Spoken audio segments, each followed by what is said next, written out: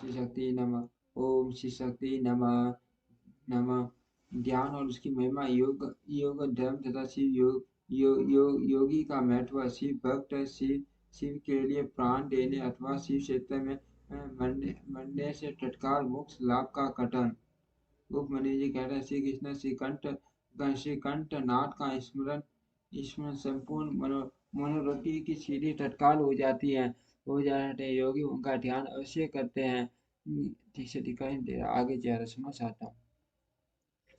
कोई भी ध्यान निधि से उठा ही नहीं। बुद्धि बुद्धि की कोई प्रवाह रूपा संतति ध्यान कहलाती है। इसीलिए निवश्य बुद्धि केवल निर्गुण निराकार ब्रह्मा में ही प्रकट होती है। अत विशेष ध्यान प्रातः काल के सूर्य की किरणों के समान ज्योति का आश्रय लेने वाला है तथा निवश्य ध्यान सूक्ष्म तत्व का अवलंबन करने वाला। इन दोनों के सिवा कोई ध्यान वास्तव में नहीं है। अथवा सविशेष ध्यान साकार स्वरूप का अवलंबन करने वाला तथा निराकार स्वरूप का जो बोध या अनुभव है वही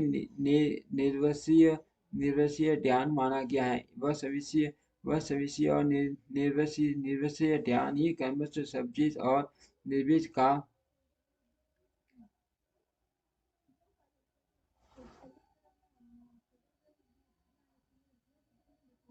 अथवा सविशेष ध्यान साकार स्वरूप का अवलंबन करने वाला है तथा निराकार स्वरूप से जो बोध या अनुभव है वही निर्विशेष ध्यान माना गया है। वह सविशेष और निर्विशेष ध्यान ही कर्म सर्विस और निर्बीज कहा जाता है। निराकार का आश्रय लेने से उसे निर्बीज और साकार का आश्रय लेने से सबीज की संज्ञा दी गई है। अतः पहले सविशेष या सबीज ध्यान करके अंत में सब प्रकार की सिद्धि के लिए निर्वशीय अथवा निर्बीज ध्यान करना चाहिए। प्राणायाम करने से कर्म से शांति आदि दिव्य सिद्धियां सिद्ध होती है। उनके नाम शांति, प्रशांति, दीप्ति और प्रसाद समस्त आपदाओं के संबंध को ही शांति कहा गया है। तम अज्ञान का बार और भीतर से नाश ही प्रसन्नति प्रसन्नति है। बाहर और भीतर जो ज्ञान का प्रकाश होता है उसका दीप्ति है तथा बुद्धि की जो स्पष्टता आत्मनिष्ठता है उसी को प्रसाद कहा गया है। ब्रह्म और अभ्यंतर सहित जो समस्त करण है वे बुद्धि के प्रसाद से शीघ्र ही प्रसन्न निर्मल हो जाते हैं।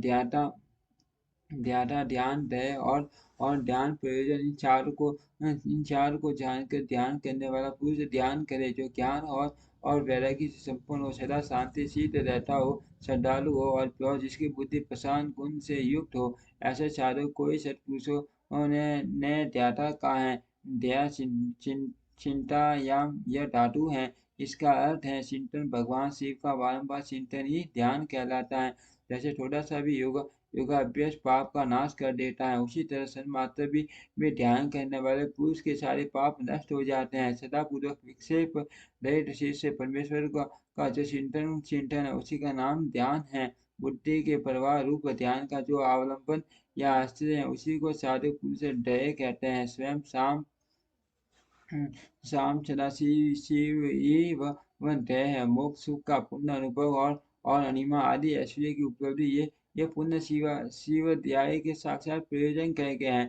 ध्यान से सौख्य और मोक्ष दोनों की प्राप्ति होती है। इसीलिए मनुष्य को सब कुछ छोड़कर ध्यान में लग जाना चाहिए। बिना ध्यान के ज्ञान नहीं होता और जिसने योग का साधन नहीं किया उसका ध्यान नहीं सिद्ध होता। जिसे ध्यान और ज्ञान दोनों प्राप्त है उसने बस सागर को पार कर लिया। समस्त उपाधियों से रहित निर्मल ज्ञान और एकाग्रता पूर्ण ध्यान ये योगाभ्यास से युक्त योगी को ही सिद्ध होते हैं। जिनके सारे पाप नष्ट हो गए हैं उन्हीं की बुद्धि ज्ञान और ध्यान में लगती है। जिनकी बुद्धि पाप से दूषित है उनके लिए ज्ञान और ध्यान की बात भी अत्यंत दुर्लभ है। जैसे प्रज्वलित हुई आग सूखी और गीली लकड़ी को भी जला देती है, उसी प्रकार ध्यान अग्नि शुभ और अशुभ कर्म को भी क्षण भर में दग्ध कर देती है। जैसे बहुत छोटा दीपक भी महान अंधकार का नाश कर देता है, इसी तरह थोड़ा सा योगाभ्यास अभ्यास भी महान पाप का विनाश कर डालता है। सदा पूर्वक क्षण भर भी परमेश्वर का ध्यान करने वाले पुरुष को जो मान से प्राप्त होता है उसका उसका कहीं अंत नहीं है। ध्यान के समान कोई तीर्थ नहीं है, ध्यान के समान कोई तप नहीं है और ध्यान के समान कोई यज्ञ नहीं है। इसीलिए ध्यान अवश्य करें। अपने आत्मा एवं परमात्मा का बोध प्राप्त करने के कारण योगी जन केवल जल से भरे हुए टीटों और पत्थर एवं मिट्टी की बनी हुई देव मूर्तियों का आश्रय नहीं लेते। वे आत्म वे आत्मतीर्थ में अवगान करते हैं और आत्मदेव के ही भजन में लगे रहते हैं। जैसे जैसे अयोगी पुरुषों को मिट्टी और कांट आदि की बनी हुई स्थूल मूर्तियों का प्रत्यक्ष होता है, उसी तरह योगियों को ईश्वर के सूक्ष्म स्वरूप का प्रत्यक्ष दर्शन होता है। जैसे राजाओं को अपने अंतपुर में विचरने वाले स्वजन एवं परिजन प्रिय होते हैं और बाहर के लोग उतने ही प्रिय नहीं होते, उसी प्रकार भगवान शंकर को अंतः कर्म में ध्यान लगाने वाले भक्त ही अधिक प्रिय हैं। वर्मा वर्मा उपचारों का आश्रय लेने वाले कर्म कांति नहीं है। जैसे लोक में यह देखा गया है कि बाहरी बाहरी लोग राजा के भवन में राजकीय पुरुषों से उपभोग उपभोग नहीं कर पाते, केवल अंतपुर के ही उस फल के भागी होते हैं। उसी प्रकार यहाँ वहाँ कर्मी पुरुष उस फल को नहीं पाते जो ध्यान योगियों को सुलभ होता है। ज्ञान योगियों को साधना के लिए उद्यत हुआ पुरुष यदि यदि विष में ही मर जाए तो भी वह योग के लिए उद्योग करने मात्र से जुटे लोक में जाएगा।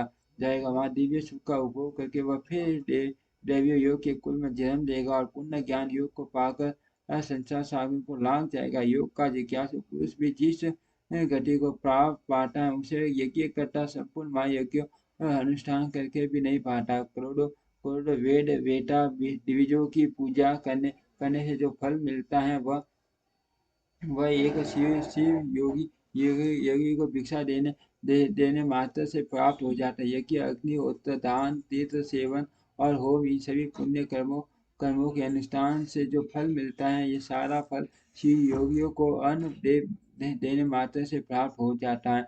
जो मूढ़ मानव शिव योगियों की निंदा करते हैं वे छोटा सहित नरक में पड़ते हैं और प्रलय काल तक वही रहते हैं। श्रोताओं के होने पर ही कोई शिव योगियों की निंदा का रखता हो सकता है। इसीलिए महापुरुषों को मत में उस निंदा को सुनने वाला भी महान पापी और दंडनीय है। जो लोग सदा सदा शोक भाव से शिव योगी की सेवा करते हैं वे मान भोग और अंत में शिव योगी की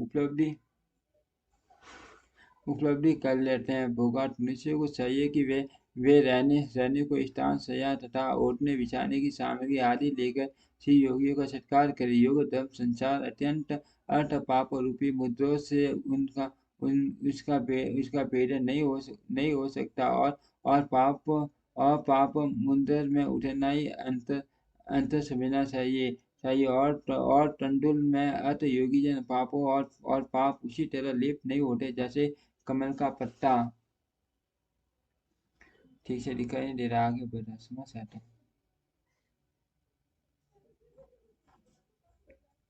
योगी हितेश भोगों को भोग कर समस्त लोगों की हित कामनाओं से संसार में विचरते अथवा अपने स्थान पर ही रहे या विषय सुख को अत्यंत तुच्छ समझकर छोड़ दे और वैराग्य योग से शिक्षा पूर्वक कर्मों का परित्याग कर दे। जो मनुष्य बहुत से अरिष्ट देकर अपने मृत्यु को निकट जान ले उसे योगानुष्ठान में संलग्न हो श्री क्षेत्र का आश्रय लेना चाहिए। वह मनुष्य यदि धीर शीत से होकर वही निवास करता रहे तो रोग आदि के बिना भी स्वयं ही प्राणों का परित्याग कर सकता है।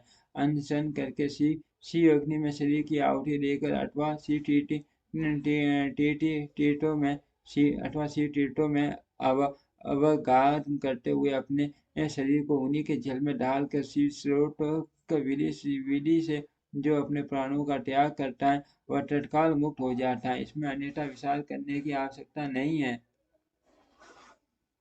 अथवा जो लोग आदि से विवश होकर इसी क्षेत्र की शरण लेता है उसकी भी यदि वहाँ मृत्यु हो जाए तो वह इसी प्रकार मुक्त हो जाता है, इसमें संशय नहीं है। इसीलिए लोग अनशन आदि से शिव क्षेत्र से में श्रेष्ठ मरण की कामना करते हैं, क्योंकि शास्त्र पर विश्वास करके धीर पुरुष मन से उनके द्वारा इस तरह की मृत्यु स्वीकार की जाती है। जो शिव के लिए अथवा शिव ही भक्तों के लिए प्राण त्याग करता है, उसके समान दूसरा कोई मनुष्य मुक्ति मार्ग पर स्थित नहीं है। इस कारण इस संसार मंडल में उसकी शीघ्र मुक्ति हो जाती है।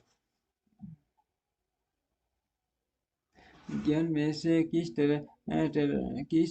किसी एक उपाय का किसी तरह अवलंबन करके अथवा विधिवत पंडित श्रुति को प्राप्त होकर यदि कोई मनुष्य मरता है तो उसका अन्य पशु प्राणियों के समान वहाँ संस्कार नहीं करना चाहिए। विशेष उसके पुत्र अदिति के उसके मरने से अशोक की प्राप्ति नहीं होती। ऐसे पुरुष शरीर को धरती में गाड़ दे या पवित्र अग्नि में जला दे, स्वरूप जल जल में डाल दे अथवा फाड़ फाड़ दीदी के कहीं कहीं भी फेंक दे, सत्य उसके लिए बराबर है। उद्देश्य भी कोई कर्म करने की इच्छा हो तो उसे ही करे और अपनी शक्ति से के अनुसार। ठीक से दिखाई दे रहा, आगे समझ आता। ओम श्री शक्ति नमः।